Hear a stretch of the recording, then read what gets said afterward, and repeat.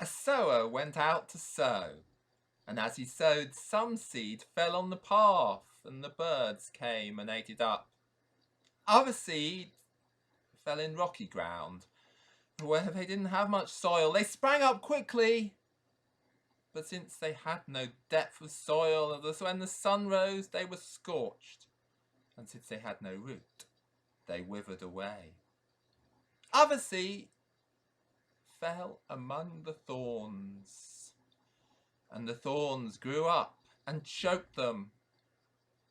Other seed fell on the good soil and brought forth grain, some 100-fold, some 60-fold, some 30-fold. Let anyone who has ears hear. It was my teens and early 20s. I don't know about you, but I was lousy at dating at that age. I would be interested in a girl and then be just too shy to make a move until the moment had passed and that was it, and I'd wasted the opportunity. It doesn't seem very rational. What's the worst thing that could happen to me if I asked a girl out? She could say no, and then I would have been just back in the same position. And yet somehow, fear overwhelmed me. At uni, a friend told me a theory that the hottest girls always ended up with the players. The reason for it was like this. Most guys would look at the hot girls and think, wow, she's out of my league, and be too frightened to make a move. But the players went round asking every girl they saw out, and most of the time getting slapped in the face. But when they came to the hot girl, well, she was so used to men being too terrified to ask her out, and suddenly someone's actually showing her an interest. And so she responds to this really quite unsuitable guy, and the players land the girl. It was 1944. An old man sat in an armchair in his house, feeling terrible. His life felt so lacking in purpose. For years he'd been a committed Christian. For years he'd taught Sunday school in his local church. But it didn't seem to make any difference. And so 7 years ago, he'd given it all up. And then he heard a knocking on the door. He pulled himself slowly up out of his seat and went to answer the door. There in front of him stood a young man in soldier's uniform. "Are you Mr. Jones?" It was December 1995, and the new church that I'd just joined decided that they were going to go carol singing around the parish. I'd never been carol singing before, so I was interested to try it out. I was very new to the church, so I don't know what the important people behind the scenes were saying. I can only imagine. But I can imagine the sort of things that some people might say. Perhaps some questioned, why wasn't it raising money for the church? Look, the building's falling down. We need to repair things. We got to pay our common fund. And perhaps the vicar said in reply, no, this is about evangelism. We can only raise money for charity because when we're sharing the good news, we don't want people to think we're after their money. And perhaps others questioned whether it was all worth it. No, you go out and sing round the parish. But does anyone ever actually start coming to church as a part of it? Rather than just scattering the seed everywhere, shouldn't we be more focused in how we share the good news? It was once upon a time, in a land far, far away, and a wicked witch put a spell on a beautiful princess so that she fell asleep for 100 years and would only wake if a brave knight came and kissed her. So a wise old owl flew out to find a knight to awaken her from her curse. The first night he came to, "Do-it, do-it, do! You must awaken the princess from her curse. You must kiss her, but there will be challenges on your quest. There will be 1,000-foot high wall of thorns you shall cut through. And before that, do-it, do, you will face foul fiends, ogres who you will have to fight. And before that, there will be a long journey. You must go to the crossroads at the gnarled oak end." But before the owl could finish what he was saying, the brave knight had got on his steed and rode off. And all was fine until he came to the crossroads with the gnarled oak. Was he to go left? Was he to go right? Which way was he to go?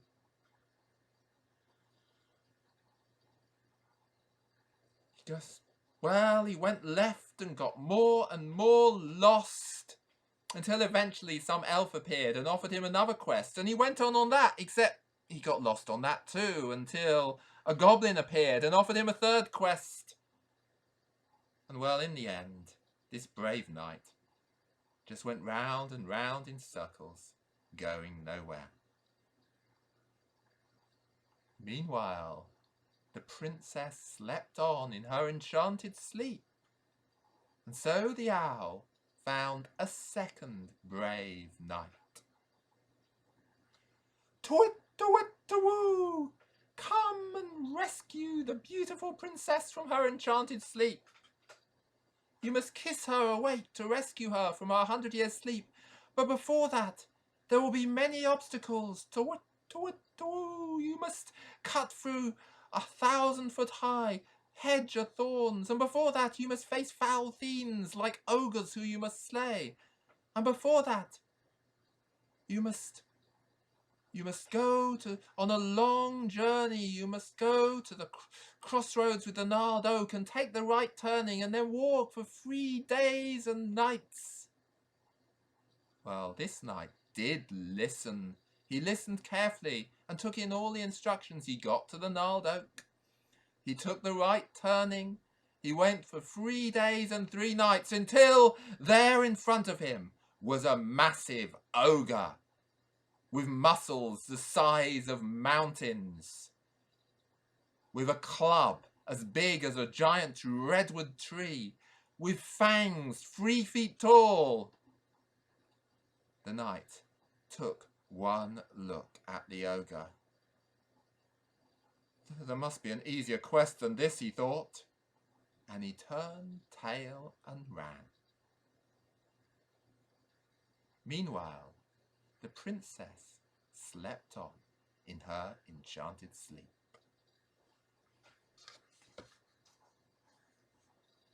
It was 1829, and my ancestor Henry Williams was feeling a failure.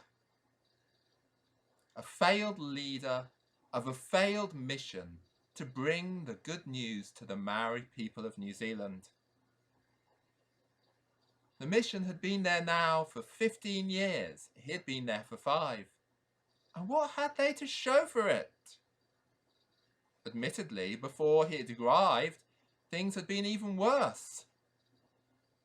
Some of the missionaries had been convinced that if only the Maori learnt the civilized ways of the British, then they would follow on and become Christians.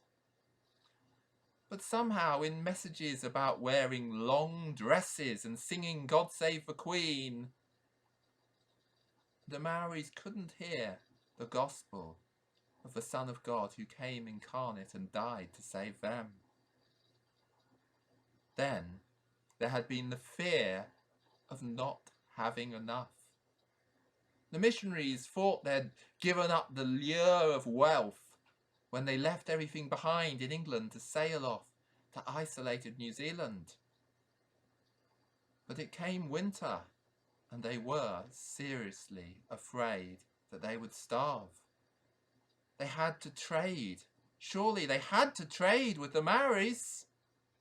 And what was the only thing the Maoris wanted from the white men?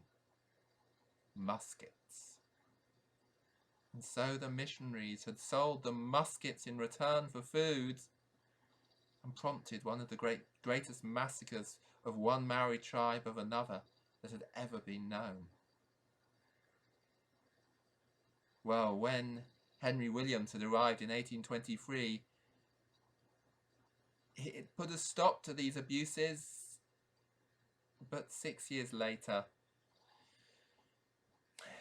still seemed to have made no difference. The mission was a failure. 1 or 2 Maoris had become Christians, only to fall away again when they faced opposition from within their own tribe. Nothing to share for 15 years of preaching the good news. Hear then the parable of the sower. When anyone hears the word of the kingdom and doesn't understand it, the evil one comes and snatches away what is sown in the heart. That is the seed sown on the path. As for what was sown on the rocky ground, this is the one who hears the word and immediately receives it with joy. Yet such a person has no root and only endures for a while, and when trouble or persecution arises on account of the word, that person immediately falls away. As for what was sown among thorns, this is the one who hears the word, but the cares of the world and the lure of wealth choke the word, and it yields nothing. But as for the one that was sown in good soil, this is the one who hears the word and understands it, who indeed bears fruit and yields, in one case 100-fold, in another 60, in another 30-fold. It was 1829, and my ancestor Henry Williams felt a failure. He was the failed leader of a failed mission to bring the good news to the Maori people of New Zealand. For 15 years they had been preaching to all and sunder and had nothing to show for it. Yet he stayed faithful, preaching Jesus, making peace, risking his life to make peace between warring tribes, as he talked of the God of reconciliation, showing love to all and fear of none. Then, on 7th of February 1830, a baptism. Rawiri Taiahwanga, a high-ranking member of the Ngāpuhi tribe, hears the word, and it proves to have fallen onto good soil. First he himself comes forward to be baptized, and then he begins to preach and to share his faith with his friends, his neighbours, his tribes members. 30, 60, 100 and many more of the Ngāpuhi tribe came to give their lives to Jesus. They came to baptism.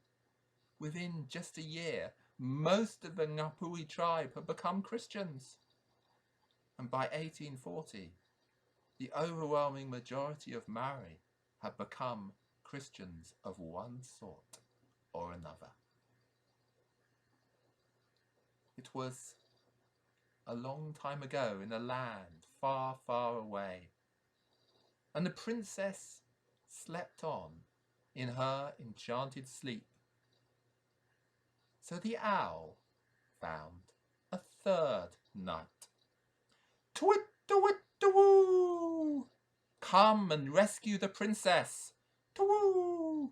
You must kiss her to wake her from her 100 years' sleep.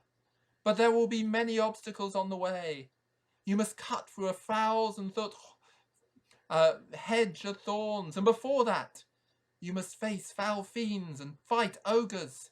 And before that, it will be a long journey. You must go to the gnarled oak, and at the crossroads take the right turning and walk for 3 days and 3 nights.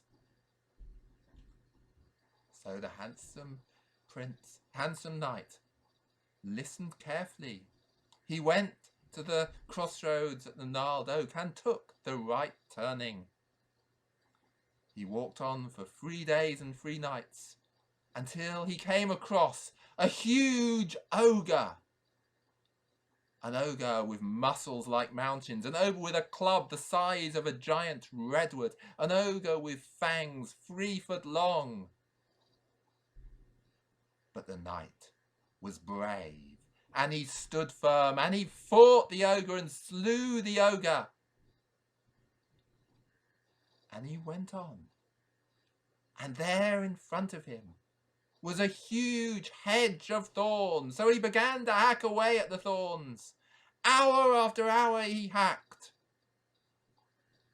And then, as he was hacking, a goblin came up to him.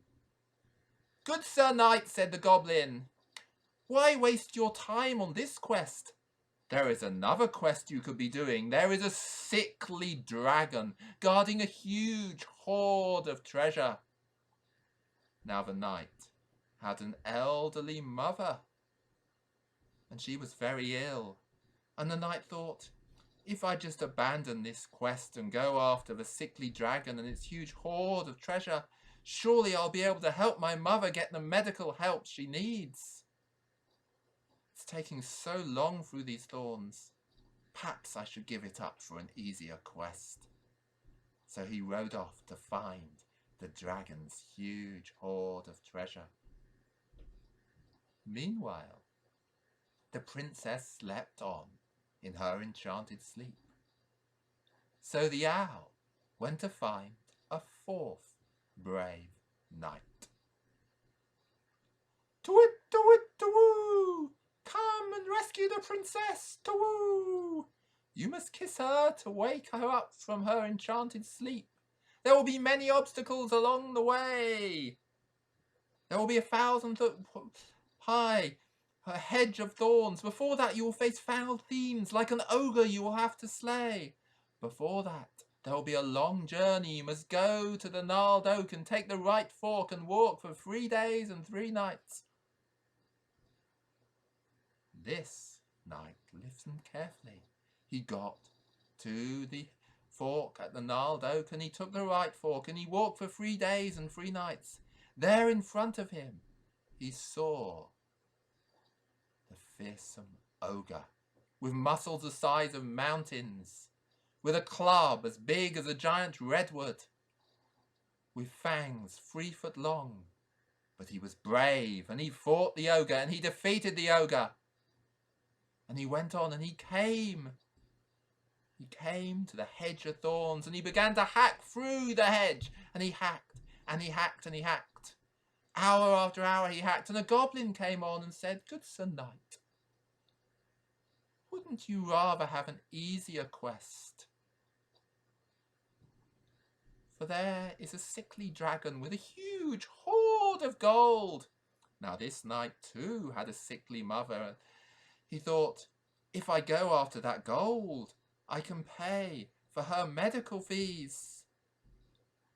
But then he thought, I've made a commitment, I've made a promise. This princess needs rescuing. I can go after treasure later, but first I must save this princess. So he hacked on, and he hacked on, and broke finally through the hedge of thorns. And there in front of him was a castle, and in the castle on a couch was a princess in her enchanted sleep. And when he kissed the princess, she awoke from the sleep, and at that moment everything that was wrong with the kingdom came magically better. The hedge of thorns withered away, to be replaced by flowers. The ogres fled to the hills, and all sickness departed, and his mother was made well, and they all lived happily ever after.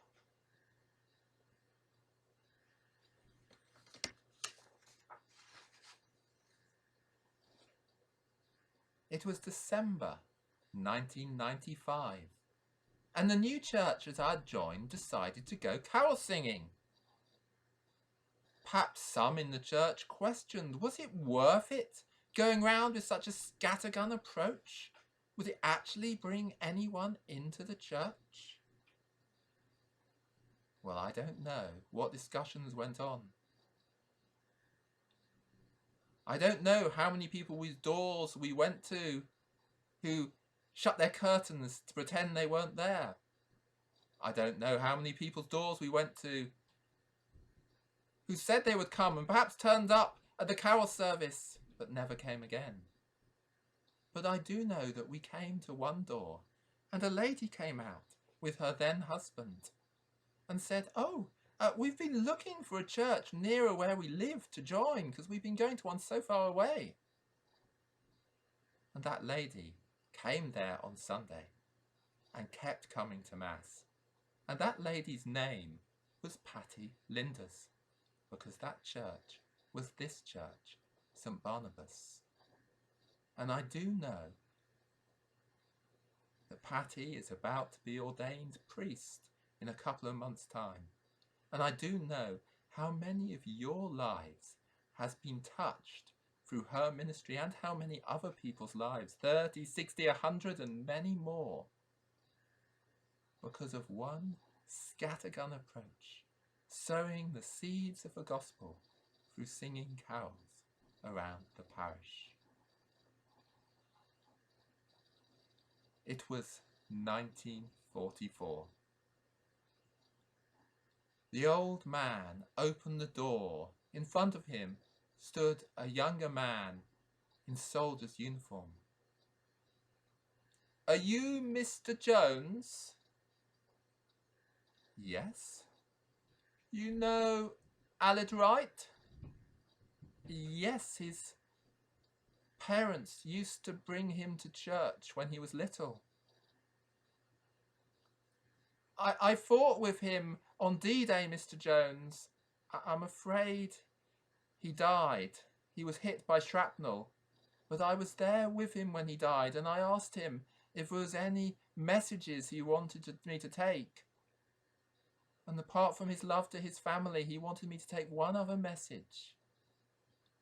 He wanted me to come and tell you, Mr. Jones, what you taught me in Sunday school is helping me as I die now.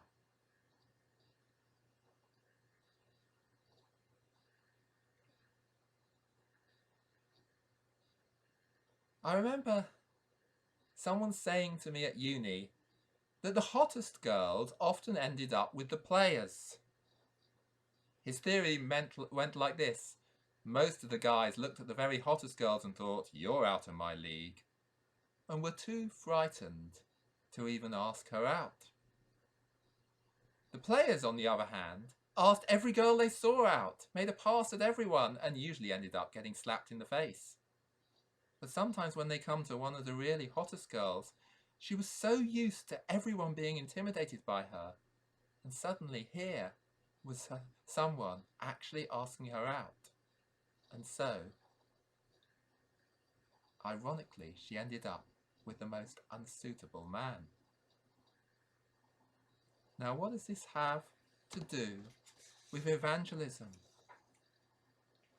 Well, when it comes to sharing our faith, many of us are like a teenage boy or guy in his early 20s who's just too nervous and scared to ask anyone out. If you talk to someone at work and invite them to church, or invite them to something like an Alpha course or something similar to that, what's the worst that can happen? It's not as if they're going to boil you in oil. the worst that can happen is they can say, no thanks. And you know, the statistics show that for every 5 people someone invites to church or to an Alpha course or to something similar to that, one of them will actually respond. And that's if they don't really know you well. The figures for people who are close friends are much higher than that. Well, I'm sure all of us have at least 5 friends who are not Christians. And if we ask one of them along, why don't you come to visit my church? Yeah, they might say no. It's hardly terrible, is it? But if you ask 5 or 10, well, there's a really good chance that 1 or 2 or however many will say yes, and their lives will be totally transformed by it. A sower went out to sow, and as he sowed, some seeds fell on the path, and the birds came and ate them up. Other seed fell on rocky ground where they didn't have much soil. They sprang up quickly, but because they have no depth of soil, when the sun rose, they were scorched. Since they had no root, they withered away. Other seed fell among thorns, and the thorns grew up and choked them.